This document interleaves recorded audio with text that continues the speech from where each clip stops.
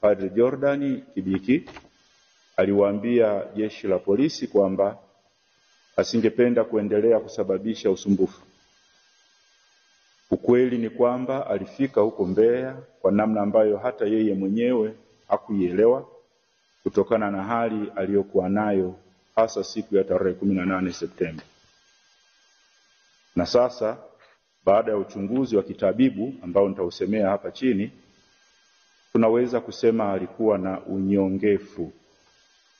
Kiingereza chake ni depression. Unyongefu huo ulichangiwa na yeye kugundua kuwa amekula hasara ya takriban shilingi milioni 3.5 kwenye biashara ya mtandao unaoitwa eBay. Alipata hisia kwamba ameibiwa pale alipoambiwa atume fedha nyingine kinyume na makubaliano ya awali na huyo walikuwa wanawasiliana kwenye mtandao huo. Hapa ninaomba nifungue mabano na kufunga. Lengo letu si kuituhumu kampuni ya eBay kwamba ni kampuni ya wezi, kwa sababu baada ya kufuatilia tumeona ni kampuni ambayo imesajiliwa kihalali kabisa huko Marekani na inafanya kazi za biashara mtandaoni. Ila bila shaka kama ambavyo biashara yoyote inavyoweza kuingiliwa na watu wenye nia ovu, au mtu yoyote anaweza kuingiliwa na watu wenye nia ovu, inawezekana hata wao kuna mtu ambaye alijisajili kama agent na kuanza kutafuta maagent wengine, na kwa bahati mbaya akaanza kutokuwa mkweli. Hiyo nadhani sote tunajua kwamba kwa bahati mbaya matatizo hayo yapo. Mimi mwenyewe mwaka huu niliweza kupata mawasiliano, nilitafutwa na lile ambalo lingejitambulisha kwamba ni shirika la maisha ya kitawa la Canada, lakini nilipofanya utafiti niligundua kwamba alikuwa ni mtu mmoja wa Kongo ambaye alikuwa amehack mawasiliano na shirika lile la kitawa. Kwa hiyo mambo hayo nadhani tunajua siku hizi yanawezekana.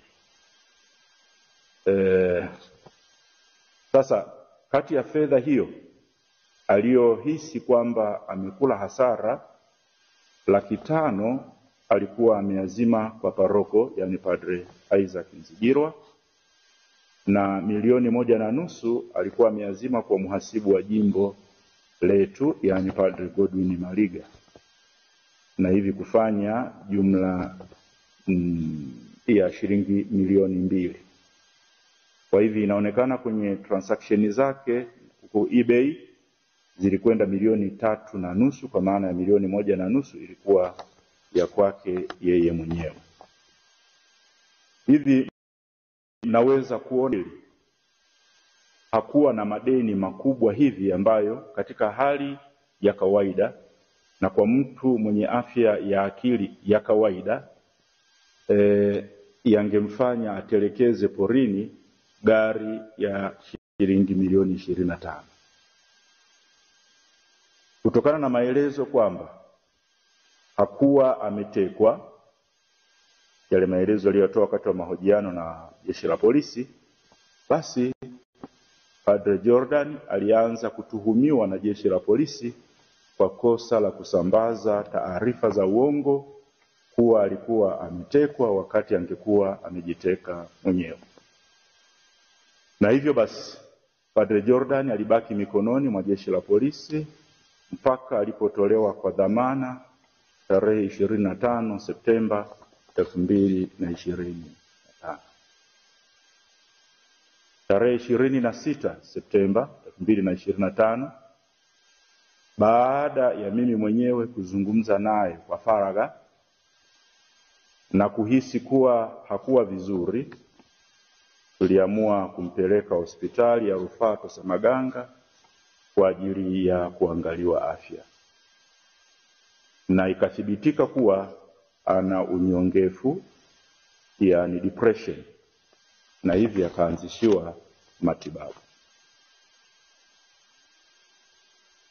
Jeshi la polisi kwa kuzingatia hali hiyo ambayo amekuwa nayo padre wakati huo wote, hata wakati wa tukio hilo jana tarehe 29 Septemba 2025 limefuta tuhuma na kumwacha huru. Tunawashukuru sana Jeshi la Polisi kwa uamuzi huo. Naomba ifahamike hivi kwa mujibu wa sheria za kanisa ambazo ziko kwenye mkusanyiko huu, jinai au madai yanayomhusu padre binafsi si ya kanisa, bali ni yake yeye mwenyewe. Hata hivyo, ni wajibu wetu kama kanisa kutafuta ukweli wa tuhuma bila kuingilia kazi ya vyombo vya uchunguzi vya kiserikali, na ndivyo tulivyojitahidi kufanya. Sasa, kwa kuwa wao, yaani Jeshi la Polisi, wamemaliza kazi yao na wamebaini kuwa padre hana tena kesi ya kujibu, sisi tunaendelea na kushughulikia afya ya padre ili arudi kwenye hali ya utulivu, halafu mambo mengine yataendelea. Kwa ufupi ni kwamba kwa sasa kipaumbele ni afya ya padre, na ninawaomba mapadre, watawa na waamini wote kwa ujumla wamuombee padre wetu apate kurudi kwenye utulivu, awe na afya nzuri ya akili. Na nadhani tunaposema afya ya akili tunaelewana, kwa sababu swala la akili limegawanyika katika, kwa bahati mbaya kwa Kiswahili watu wanatafsiri tu akili, lakini kwa Kiingereza kuna intellect na psyche. Kwa hiyo mmoja anaweza kuwa vizuri kwenye intellect lakini akawa na shida kwenye psyche, ambayo inasaidia ubebaji wa mambo mbalimbali ambayo anakabiliana nayo katika maisha. Na kwa kweli ndiyo ambayo padre angekuwa na shida nayo, sio kwenye intellect. Sasa kwenye intellect tunajua yuko vizuri sana. Matokeo yake ya chuo huko Mwanza kwa miaka 2 mfululizo walao ambayo nimeweza kuyapata, mwaka wa kwanza aliweza kumaliza akiwa na GPA ya 4.2 na mwaka wa pili alihitimisha akiwa na GPA ya 4.8. Ya sasa nimeambiwa lakini sijaonyeshwa bado kwamba ana GPA ya 4.7. Kwa hiyo kwenye swala la intellect huko hakuna shida. Ila kwenye psyche ambayo inaweza ikamletea shida mtu yoyote yule, hata mimi naweza nikapatwa na hiyo, basi huko inaonekana ndiko kuna shida, na hivi padre anahitaji kupata usaidizi, kupata matibabu ili aweze kurudi kwenye hali yake.